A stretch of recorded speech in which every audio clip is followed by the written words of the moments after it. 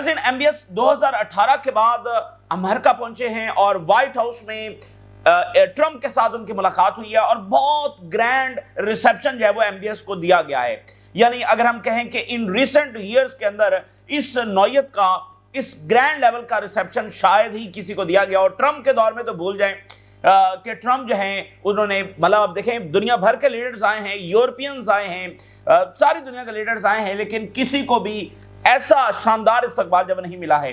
आप कह सकते हैं कि जब प्यूटन अलास्का आए थे तो उनके लिए बहुत ग्रैंड आप कह लें कि एक वेलकम हुआ था और जो जेट्स हैं वो फ्लैग कर रहे हैं, उनकी सलामी दी जा रही है। जो B-2 बॉम्बर्स हैं उन्होंने वहां पर फ्लैग किया। तो यहाँ जब MBS पहुंचे तो जो फाइटर जेट्स हैं उन्होंने फ्लैग किया और हॉर्सेस शामिल थे। यानी प्रोटोकॉल होता है ना, प्रोटोकॉल कैटेगरीज होती हैं, तो हॉर्सेस शामिल थे, ऊपर से जेट्स फ्लैग कर रहे हैं। बहुत ही ग्रैंड नौयत का ये वेलकम है जो MBS को दिया गया है। जब भी इस नौयत का वेलकम होता है तो फिर उसके आगे बहुत सारी चीजें होने जा रही होती है, एक नया चैप्टर लिखा जा रहा होता है ऐसे वेलकम के बाद। सो डील्स हो रही हैं, अगले 24 घंटों में बहुत सारी चीजें जब वो क्लियर हो जाएंगी। इजराइल जब वो खासा परेशान है और ट्रंप जाहिर है कि अगर इतना बड़ा वेलकम दे रहे हैं तो जाहिर है कि hundreds of billions of dollars की इन्वेस्टमेंट्स भी उनको चाहिए। सऊदी अरेबिया $600 बिलियन की जो इन्वेस्टमेंट है वो कमिट कर चुका है। तो पसे पर्दा क्या है और सामने क्या है, कौन फायदे में है, सऊदी अरेबिया फायदे में है या अमेरिका फायदे में है? और ट्रंप आपको पता है वो एक सियासतदान से ज्यादा एक बिजनेसमैन है। सो वो इस तरह से तो 5 मिनट भी किसी को नहीं देता है। तो इतना बड़ा रिसेप्शन तो देखते हैं कि अगले 24 घंटों में। लेकिन इस वक्त की सबसे बड़ी खबर और सबकी नजरें जब व्हाइट हाउस के ऊपर जब लगी हुई हैं, तो दूसरी तरफ रशिया ने कहा है कि हमने Su-57 बेचे हैं, सोल्ड कर दिए हैं। अभी कुछ दिन पहले Su-57 रशिया जो है वो दुबई एयर शो में लेकर आया है और अब रशिया की स्टेटमेंट जारी हुई है कि उन्होंने कुछ कंट्रीज को ये दे दिए हैं। लेकिन इंटरेस्टिंग बात यह है कि किसको दिए हैं। अच्छा, इसी दरमियान जो है वो इसराइल की जानब से ये बात सामने आ रही है, इसराइल का ये प्लान सामने आ रहा है कि हर सूरत में ईरान की जो रजीम चेंज है वो करनी है ट्रंप के टेन्योर के अंदर ही। इसी ट्रंप टेन्योर में ईरान के अंदर रजीम चेंज होगी। इजराइल ये समझता है कि ट्रंप के बाद उनको इतना खुला मौका नहीं मिलेगा। कोई भी अमेरिकी सदर इस बात पर एग्री नहीं हो सका कि ईरान पर हमला किया जाए, ओबामा भी नहीं हो सके और अल्टीमेटली वो न्यूक्लियर डील की तरफ जब चले गए।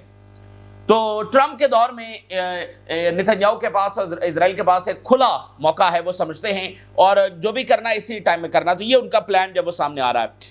और लेकिन उनको एक चीज़ का खौफ भी है, और खौफ इस बात का है कि ईरान की जो मिसाइल पावर है और पीछे जो रशिया और चाइना की सपोर्ट है, तो उनको लगता है कि जैसे पहले ये बैकफायर हुआ है तो इससे भी कई गुना ज़्यादा बैकफायर हो सकता है। और अब खतरा ये भी है कि ईरान 2000 मिसाइल एक साथ इजराइल के ऊपर फायर कर सकता है। और अगर ऐसा ईरान ने किया तो फिर क्या करेगा इजराइल? उधर लिंडसे ग्राहम जो है, जो डीप स्टेट का एक नुमाइंदा है और बहुत सारी जंगों वो छेड़ चुका है, तो लिंडसे ग्राहम जो है इस वक्त लेबनान जंग को बहुत ज्यादा पुश कर रहा है, पूरा नैरेटिव बना रहा है कि जंग कितनी जरूरी है और लेबनान कितना बुरा मुल्क है और हिजबुल्लाह कितनी बुरी है, फलां है।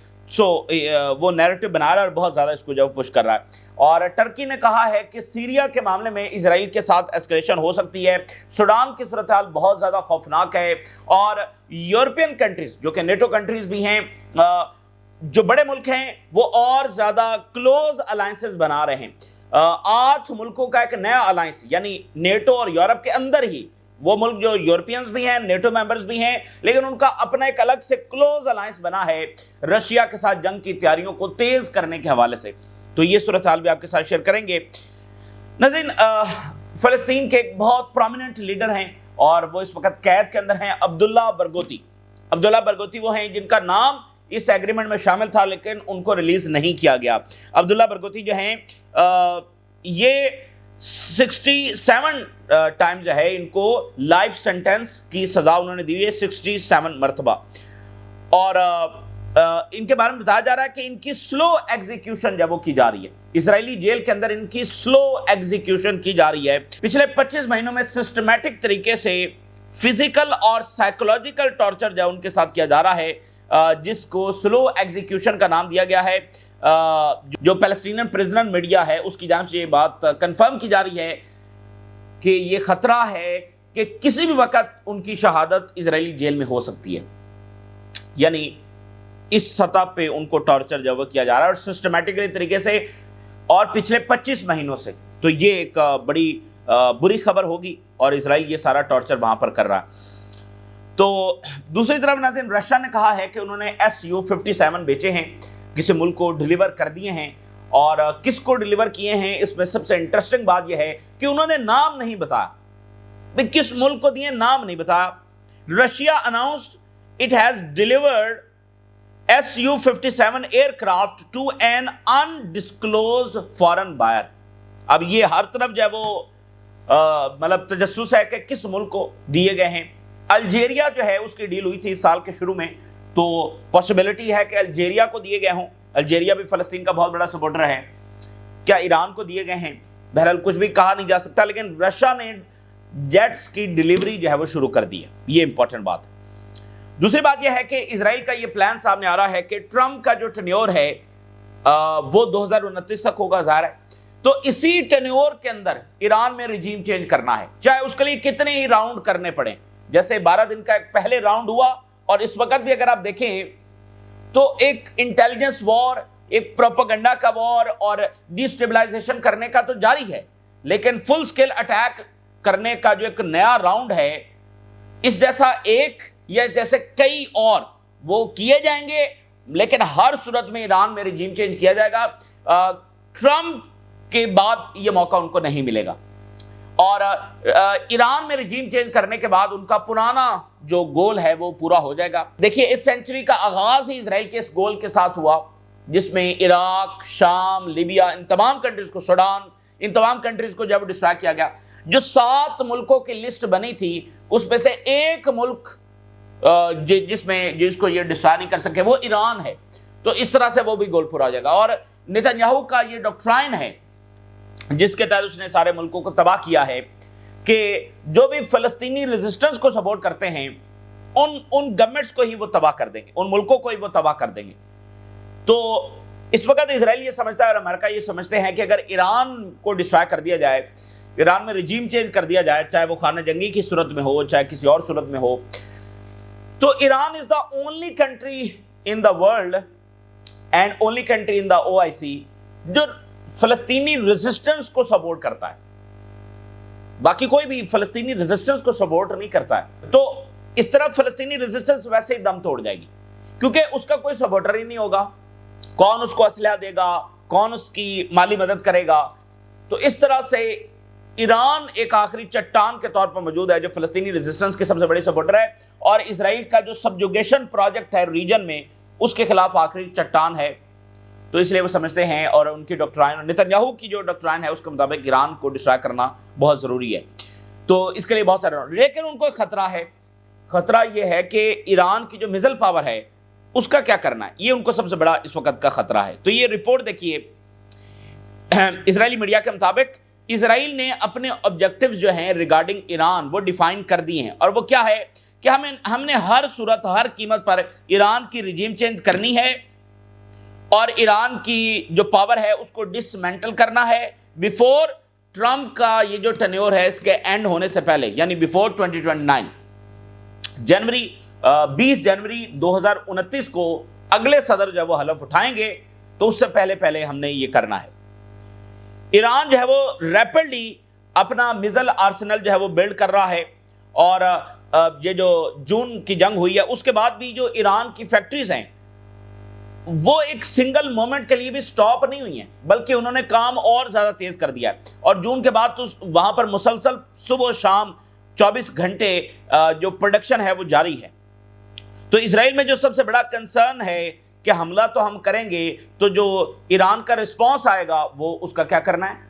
دیکھیے ایران کے خلاف پچھلے 20-30 سال میں جو ایک ڈسٹیبلائزنگ ایکٹیویٹیز ہوتی ہیں کہ لوگوں کو خلاف کرنا, سینکشنز لگا کے کیوس پھیلانا, بے روزگاری کرنا, ڈیفرنٹ پروپیگنڈا کرنا, یہ سارا تو وہ ٹولز کر چکے ہیں.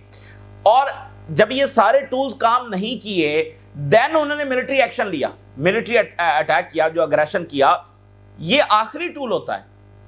تو وہ بھی کام نہیں کیا. تو اس کا مطلب باقی جو ہیں سینکشنز, کیوس پھیلانا, فنڈ کرنا اندر سے گروپس کو، وہ تو نہیں کام کرے گا ایران کے خلاف، تو ملٹری اگریشن ہی دوبارہ کرنا پڑے گا. تو لیکن اس کے بعد وہ لیبنان تو ہے نہیں کہ وہ آگے سے حملے جب وہ برداشت کرے گا، تو وہ تو آگے رسپونڈ کرے گا، اور رسپونڈ بھی کس انداز میں کرے گا. 2000 میزائل کا خطرہ ہے اسرائیل کو کہ ایران ایک ہی مرتبہ 2000 میزائل فائر کر سکتا ہے. یہ خبر ہم آلریڈی دے چکے ہیں، اس بات کا ان کو خطرہ ہے. اور ایران نے جو recently intercontinental ballistic missile test کیا ہے، تو اس کا ان کو خطرہ ہے کہ بھئی ایران کی پاور اگر اتنی زیادہ بڑھ گئی ہے، اور دنیا میں کوئی ایسا ملک نہیں ہے جس کے پاس انٹر کانٹیننٹل بلسٹک میزائل ہو لیکن نیوکلر نہ ہو. یہ دنیا میں کوئی بھی ایسا ملک نہیں ہے، کیونکہ انٹر کانٹیننٹل بلسٹک میزائل از یوز لیس وداؤٹ نیوکلر. آپ ایک خالی انٹر کانٹیننٹل میزائل فائر کر کے دنیا کے ایک دوسرے کونے میں کیا کر لیں گے، کتنا کو ڈیمیج کر لیں گے، ٹھیک ہے نا. تو یہ بنایا اس لیے جاتا ہے کہ وہ نیوکلر جب وہ کیری کر سکے. تو اس لیے یہ بھی ان کو ہے کہ بھئی اس کا مطلب کہیں ایران نیوکلر بنا تو نہیں رہا. دیکھیں یہ معمولی چیز نہیں ہوتی، مطلب کسی بھی نیشن کے لیے اس سے بڑی چیز کوئی نہیں ہوتی کہ ان کا سروائیول. اس کے لیے وہ آپ نے دکھا قوموں کو وہ کتنی بڑی قربانیاں دینے سے بھی کتراتے نہیں ہیں، کیونکہ کسی بھی نیشن کے لیے اس کے سروائیول سے بڑی کوئی چیز نہیں ہوتی. اگر ایران میں اسرائیلی مقاصد کامیاب ہو جاتے تو ایران کی شناخت ہی مٹا دی جاتی، ایران کو سوڈان بنا دیا جاتا، ایران کو لیبیا بنا دیا جاتا، ٹھیک ہے نا. آپ کی شناخت ہی مٹا دی جاتی. تو اب لیبیا کا کیا رول ہے عالمی دنیا میں، لیبیا کا کیا رول ہے، ٹھیک ہے نا. سوڈان کی آپ حالت دیکھیے. تو ایران کے لیے اس سے بڑی چیز کیا ہو سکتی ہے؟ تو مجھے بتائیے ایران اس وقت کس کی گارنٹیز قبول کرے گا؟ کوئی ایسی ادارہ، کوئی ایسا ملک ہے جو ایران کو گارنٹیز دے کہ اسرائیل کا حملہ دوبارہ نہیں ہوگا اور ایران اس بات کو قبول کر لے؟ ایران کس کے اوپر ٹرسٹ کر سکتا ہے؟ کسی کے اوپر بھی نہیں کر سکتا، کیونکہ ٹرسٹ ٹوٹ چکا ہے. تو اس میں کوئی بعید نہیں ہے کہ ایران نیوکلر بنا رہا ہو، لیکن ظاہر ہے کہ وہ اس کو اناؤنس نہیں کر سکتا ہے. لیکن اس کی پوری پاسبلٹی ہے، اور ہو سکتا ہے نہ بھی بنا رہا ہو، کیونکہ کلیئرٹی کے ساتھ تو کوئی بھی کچھ نہیں کہہ سکتا. لیکن ایسا نہیں ہے کہ اس کی پاسبلٹی نہیں ہے. ان کی نیشن داؤ کے پر لگی ہوئی ہے، ان کی شناخت داؤ پر لگی ہوئی ہے. اور سامنا کس سے ہے؟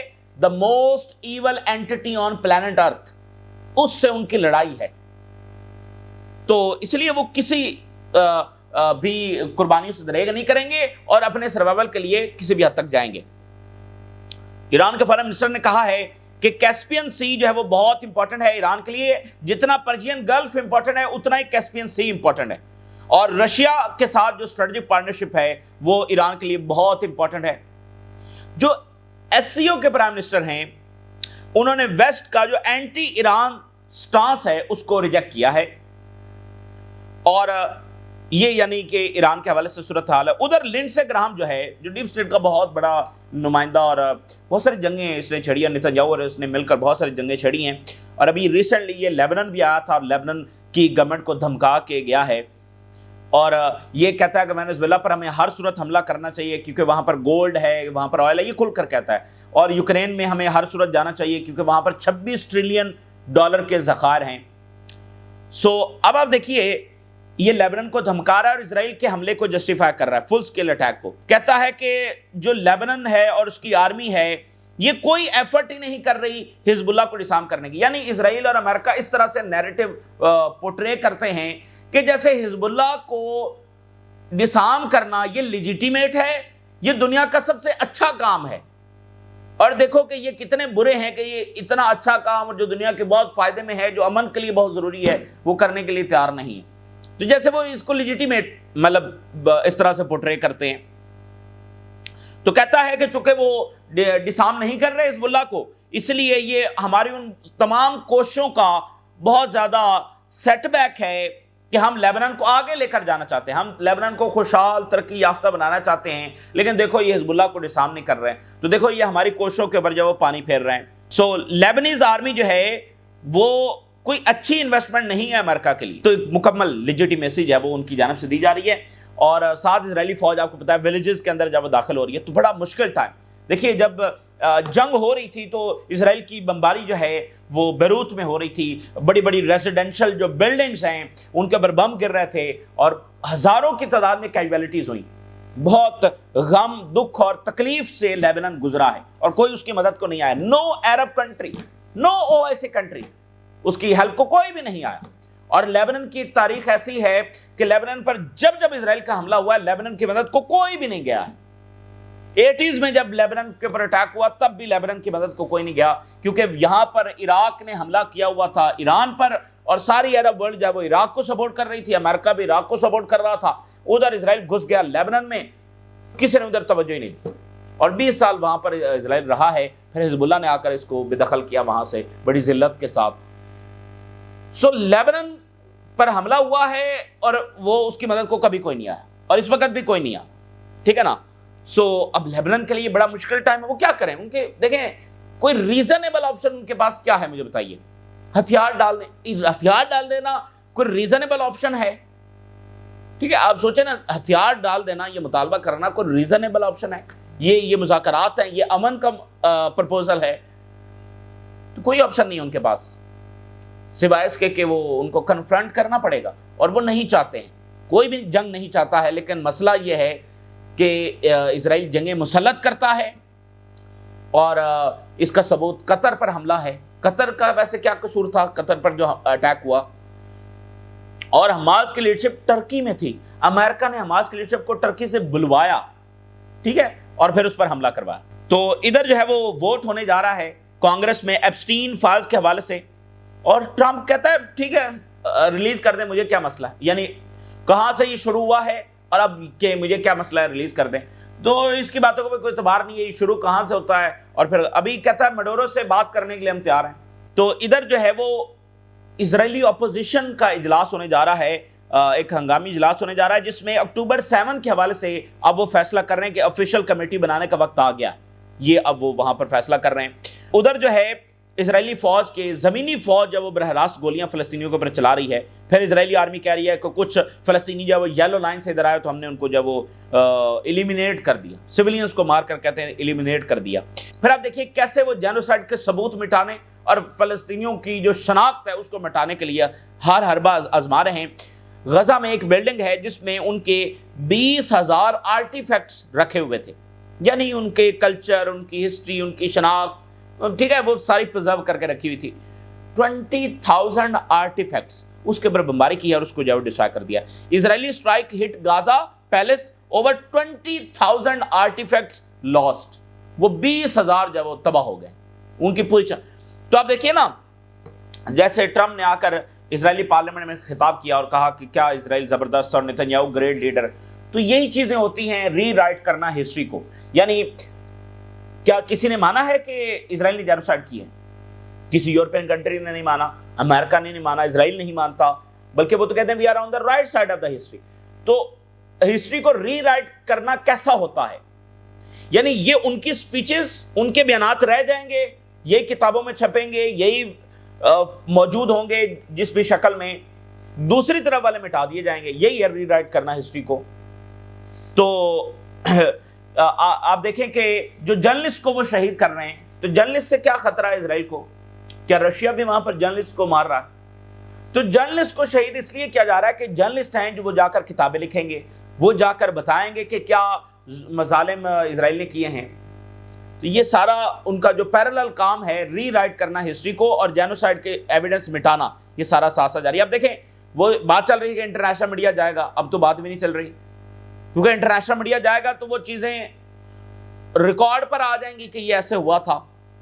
देखिए मिसाल कोई भी बात करता है कि वहां पर ये हुआ है, तो वो कहेंगे ये तो वैसे ही नफरत में बात कर रहा है। वो तो यूनाइटेड नेशन को भी, उसकी रिपोर्ट को भी रद्द कर रहे हैं। तो क्रेडिबल जो एक इंटरनेशनल इंस्टीट्यूशंस हैं वो जाएंगे, वो लिखेंगे, तो वो चीज हिस्ट्री में रिपोर्ट रहेगी ना। भाई कोई भी बंदा बात कर दे तो वो तो हिस्ट्री में नहीं लिखा जाएगा। तो ये सारा एक पैरेलल काम है जो साथ साथ हिस्ट्री को रीराइट करने का और जेनोसाइड के एविडेंस रिमूव करने का हो रहा है। सो ओआईसी वर्ल्ड ने इसको रोकने के लिए कुछ भी नहीं किया। और टर्की ये कह रहा है कि इजरायली اسرائیل کے ساتھ ایسکلیشن ہو سکتی ہے تھرو سیریا میں جو اسرائیلی حرکتیں ہیں اس سے ایسکلیشن ہو سکتی ہے۔ اچھا، اس کے ساتھ ایک اور خطرناک کام ہو رہا ہے، وہ یہ ہے کہ الجزیرہ نے اس پر اب باقاعدہ رپورٹ چھاپ دی ہے۔ Al Jazeera uncovers detail about the group behind transfer of Palestinian from Gaza. فلسطینیوں کو جہازوں میں بھر بھر کر مختلف ملکوں میں بھیجا جا رہا ہے، یورپ کی طرف بھیجا جا رہا ہے۔ Palestinian foreign minister warns against involvement in illegal flights out of غازہ۔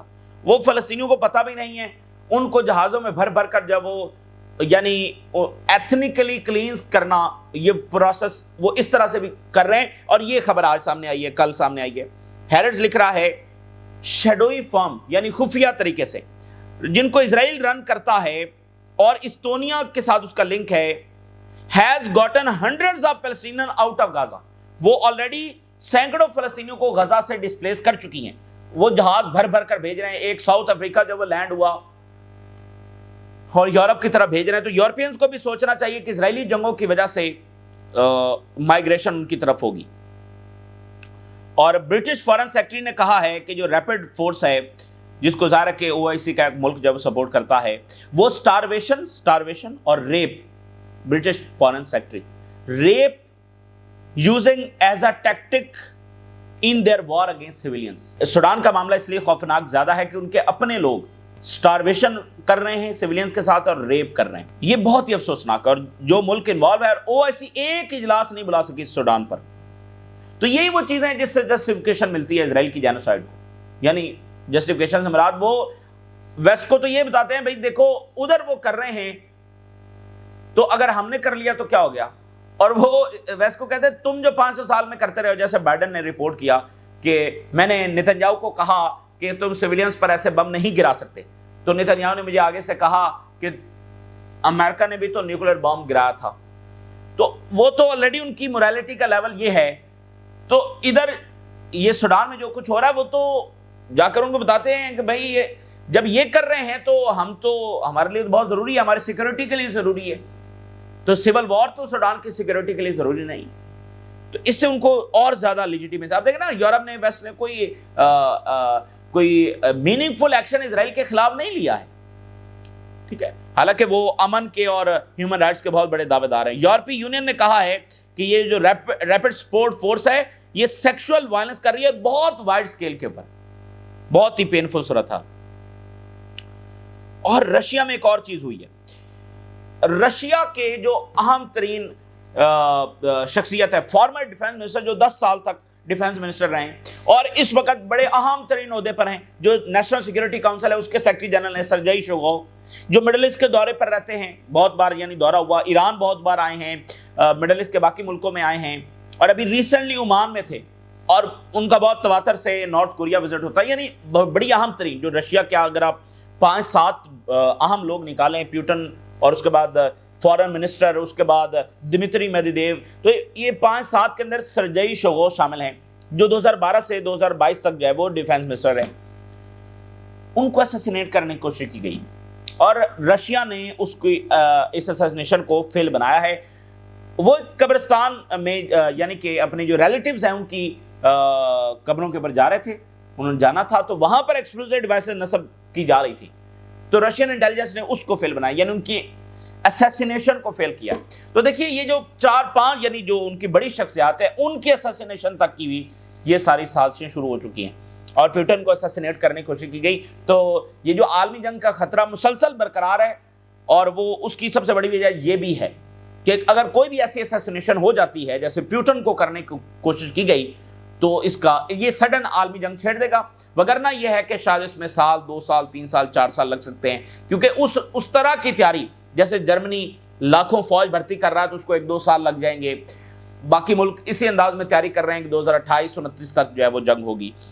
تو اب جیسے دیکھیے نیٹو کے 8 کنٹریز جو یورپین کنٹریز ہیں، نیٹو ممبر ہیں، 8 کنٹریز نے نیا معاہدہ کیا ہے کہ وہ اپنی کیپیبلٹی کو بڑھائیں گے کہ وہ بہت تیزی کے ساتھ ایسٹرن یورپ میں کسی بھی کرائسس سے نمٹ سکیں۔ اس کے لیے لاجسٹیکل کوریڈورز بنائے جائیں گے، اور transfer of troops and weapons کیسے کرنا ہے۔ دیکھیے یہ بڑی امپورٹنٹ بات ہے، اور آخری یہی بات ہے کہ امریکہ یورپ کی سیکورٹی کا ذمہ لیے ہوئے ہے، تو یورپین جو ہے وہ ایک دوسرے کی بیسز بھی اس طرح سے استعمال نہیں کر سکتے. اس کے لیے ضروری ہے کہ ان کا انفراسٹرکچر ایک دوسرے کی بیسز پر ہونا چاہیے اور وہ اس کے بارے میں ایک دوسرے کے بارے میں جانتے ہو. تو سب سے امپورٹنٹ چیز کیا ہوتی ہے؟ فوری آپ اپنی فوجیں کیسے ڈپلائے کر سکتے ہیں، فوری لاجسٹیکل سپلائی آپ کیسے بھیج سکتے ہیں. اس وقت یہ کیپیبلٹی امریکہ کے علاوہ کسی ملک کے پاس نہیں ہے. تو وہ اس چیز کی جو ہے وہ کلوز الائنسز بنا رہے ہیں، یعنی فرانس، جرمنی، یہ سارے بڑے جو ملک ہیں اور ان کے باقی جیسے کوalition آف ویلنگ بھی انہی ملکوں کی ہے. تو مطلب وہ بڑے ملک جو ہیں وہ کلوز الائنسز بنا کر بہت تیزی کے ساتھ تیاری کر رہے ہیں. ٹھیک ہے نا، بہت تیزی کے ساتھ یہ ساری وہی تیاری. بھئی ایسٹرن یورپ میں کیا کرنے جا رہے ہیں وہ؟ بھئی ایسٹرن یورپ میں رشیا کے ساتھ جنگ ہونے جا رہی ہے نا، ادھر ہی جنگ ہوگی. یہ ہے وہ پریپریشن جس میں وہ سمجھتے ہیں کہ ہم 2028، 29، 30 تک پریپیئر ہوں گے رشیا سے لڑنے کے لیے.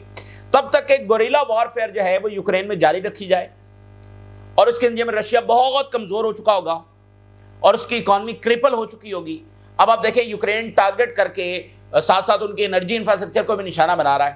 اور یوکرین کی اسٹریٹجی یہ ہے کہ جو انرجی اور باقی جو اکنامک فیسلٹیز ہیں ان کو تباہ کیا جائے جہاں سے رشیا ویلتھ کریٹ کرتا ہے، تاکہ وہ اس جنگ کو لمبا فنڈ نہ کر سکے. تو یہ یورپ کی اسٹریٹجی ہے کہ بھئی 3-4 سال گوریلا ادھر وارفیئر جاری رہے. اور ایک بار پیوٹن نے کہا تھا 2023 میں کہ یورپین یہ چاہتے ہیں کہ یوکرینینز آخری فوجی تک، آخری شہری تک جب وہ رشیا سے لڑیں. ان کے اندر کوئی احساس نہیں ہے یوکرینینز کا. میں نے پیچھے ویڈیو میں بتایا کہ کیسے ان کے شہر خالی ہو گئے ہیں، مرد وہاں سے غائب ہو گئے، پیچھے صرف خواتین ہیں اور بوڑھے رہ گئے. اتنی صورتحال وہاں پر خراب ہے. تو یہ اسٹریٹجی ہے کہ 4-5 سال رشیا اور کمزور ہو چکا ہوگا. ٹھیک ہے نا، تو ادھر یہ فوجیں بڑھا رہے ہیں. لیکن مسئلہ یہ ہے کہ تب تک رشیا پتہ نہیں کہاں پہنچ چکا ہوگا، کیو تک پہنچ چکا ہوگا. اور دوسرا یہ ہے کہ ان کی بھی تو اکانومیز کمزور پڑ رہی ہیں نا. تب تک یہ سارے ادھر گورنمنٹس تبدیل ہو چکی ہوں گی، تب تک یہاں پر فار رائٹ کہاں پہنچ چکا ہوگا. اور اس کے ساتھ ایک آخری چیز یہ ہے کہ یہ تو ہے سوچی سمجھی پلاننگ کہ 3-4 سال میں وہ فوجیں بنا رہے ہیں کہ ہم تب جنگ کے قابل ہوں گے. ابھی تو وہ مکمل امریکہ پر رلا کرتے ہیں نا، تو امریکہ تو نہیں لڑے گا رشیا سے. لیکن اس کے ساتھ جو ایک سڈن جنگ چھڑنے کا خطرہ ہے وہ ہے اسیسینیشنز. جیسے پیوٹن کو اسیسینیٹ کرنے کی کوشش کی. ورلڈ وار 1 کا آغاز بھی ایک اسیسینیشن سے ہوا تھا. تو اس طرح کی کوئی اسیسینیشن جو ہے وہ کچھ بھی نتائج وہ لے کر آ سکتی ہے. ایک فیصلہ ہی ہے نا. دیکھیں پیوٹن ہے نا، ایک شخص ہے نا، ایک فیصلہ ہی ہے جو عالمی جنگ چھیڑ سکتا ہے. ٹھیک ہے، تو ادھر بھی بیٹھا ہوا کوئی ایک شخص فیصلہ کرے تو کچھ بھی ہو سکتا ہے، وہ عالمی جنگ بھی چھیڑ سکتی. تو بس یہ ایک شخص اور ایک فیصلہ ہے. اگر وہ لانگ رینج اٹیک رشیا میں شروع کر دیں اور رشیا پیوٹن آگے سے یہ فیصلہ کرے کہ وقت آ گیا ہے، تو بس یہ اتنی سی بات ہوگی. تو یہ تازہ ترین صورتحال جو آپ کے ساتھ شیئر کیا، ہم نے راز رگا کرنے اجازت دی. اللہ حافظ.